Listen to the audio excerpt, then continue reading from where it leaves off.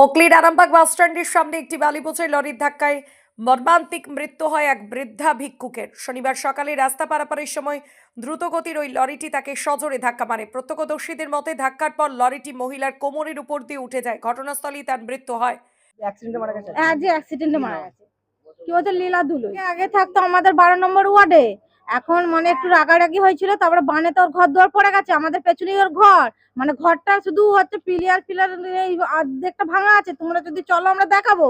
আমাদের পেছনে আমরাও ত্রিপল খাটিয়েই রয়েছি। আমার মায়ের মাসি ওইটা আমার মানে দিদিমা, ও থাকতো এখানে আন্ডি মহলে না কোথাও ভাড়া থাকতো। খবর পেয়ে দ্রুত ঘটনাস্থলে পৌঁছায় আরামবাগ থানার পুলিশ ঘাতক লরিটিকে আটক করলেও চালক ঘটনাস্থল থেকে পালিয়ে যায়। মৃতদেহ উদ্ধার করে ময়না তদন্তের জন্য আরামবাগ প্রফুল্লচন্দ্র সেন মেডিকেল কলেজ ও হাসপাতালে পাঠানো হয়েছে। মৃত বৃদ্ধার নাম লীলা দলুই, বয়স 60। তার বাড়ি আরামবাগের কালীপুর এলাকায়। জানা গেছে তিনি গত 6 বছর ধরে আরামবাগের মিয়াপাড়ায় ভাড়া বাড়িতে একাই বসবাস করতেন এবং ভিক্ষাবৃত্তি করে দিন কাটাতেন।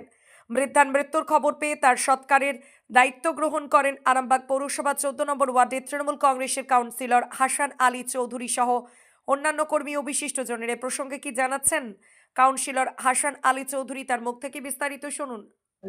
আমি সকালবেলা বাজার গেছিলাম, তখন আমার এই ভাই মুকুল আমার ফোন করলো যে আমাদের পাশে একজন থাকতো, বসবাস করতো দীর্ঘদিন ধরে, ওনার কেউ ওয়ারিস নেই, তো এরকম অ্যাক্সিডেন্টে মারা গেছে। আর ঠিক আছে, তুই হসপিটালে যা, আমি বাজারটা করে দিয়ে হসপিটালে যাচ্ছি।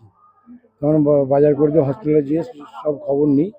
খবর নিয়ে দেখতে পাই যে ওনার কাউকে আমি পাচ্ছি না। তখন আইসির সাথে আমি ফোন করেছিলাম, থানায় এসে যোগাযোগ করি যে তাহলে আমাকে তো বডিটা এরকম মারা গেছে অ্যাক্সিডেন্টে, আমাকে যদি বডিটা দেওয়া হয় তাহলে আমি এসে সৎ কাজ করে দেবো, দাহ করে দিয়ে যাবো। তখন বলছি না, এইভাবে তো বডি দেওয়া যায় না, ওনার যদি কোনো ওয়ারিস থাকে তাহলে সেই ওয়ারিসের মাধ্যমে তোমার বডি নিয়ে সৎ কাজ করতে হবে। সেই হিসাবে আমি ওখানকার লোকাল যে আমাদের নেতৃত্ব স্থান আছে টিঙ্কু আলীকে ফোন করেছিলাম। টিঙ্কু প্রথমে বললো হ্যাঁ কালীপুরে বহুত দিন ছিল, তবে ওনার কেউ আছে নাকি আমি খোঁজ খবর নিয়ে দেখছি।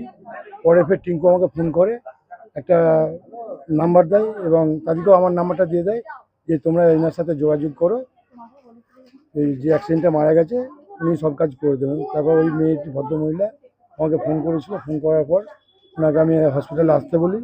হসপিটাল থেকে আসার পর থানার ফোন নাম্বার, থানায় ওই মেয়েটার ফোন নাম্বার আমি দিয়েছিলাম, থানা থেকে ওনাদেরকে ডেকেছিল। ডেকে সব বডির যেমন দেওয়ার যেটা নিয়ম, ওনার যেহেতু ওনাদিকে মানুষ করেছে বা ওনার আত্মীয় হচ্ছে, তো ওনারা বলছে আমরা কিন্তু কিছু করতে পারবো না। কারণ আমি বললাম কিছু করতে পারবো না, শুধু বডিটা নিয়ে আমাকে দাও। তাই ওরা বডিটা নিয়ে আমাকে দিল।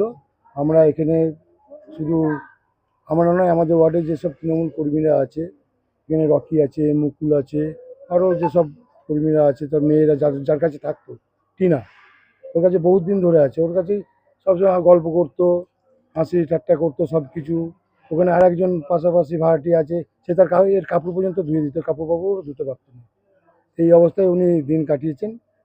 যাতে ওনার আত্মার শান্তি হয় সেই জন্য আমরা ওনার সৎ কাজ করার জন্য সবাই মিলে এগিয়ে এসেছি। এটা মুসলিম ধর্ম, মানে মুসলিম ধর্মের ছেলে হয়ে যে সৎকার যে এগিয়ে এসেছেন, কি বলবেন? না, এখানে দেখুন, ধর্মটা তো ব্যাপার না, মানবিক চেতনাটাই সবচেয়ে বড় ধর্ম। আমার মধ্যে যদি মানবিক জ্ঞান না থাকে, একটা মানুষ বিপদে পড়লে তার পাশে যেমন আমরা ছুটে যাই, একটা মানুষ পৃথিবী ছেড়ে চলে যাচ্ছে, আমরা পৃথিবী যখন আমাদের কারোর মৃত্যু হয় আমাদের কবর দেওয়া হয়, হিন্দুদের দাহ করা হয়, আবার খ্রিস্টানদের ওদেরও কবর দেওয়া হয়। যে যার, ওটা তো যে যার ধর্মের ব্যাপার আছে। সেইখানে আমরা এসেছি, এটা কোনো আমাদের কাছে কোনো ভেদাভেদ নেই। আমরা চাই যে ওনার আত্মার শান্তি কামনা করি, ওনার আত্মার শান্তি যাতে হয়, সেই জন্য আমরা যত তাড়াতাড়ি পেরেছি এসেছি। আমার নামও পরিচয়। আমার নাম হাসান আলী চৌধুরী, আমি তৃণমূল কংগ্রেসের 14 নম্বর ওয়ার্ডের কাউন্সিলর।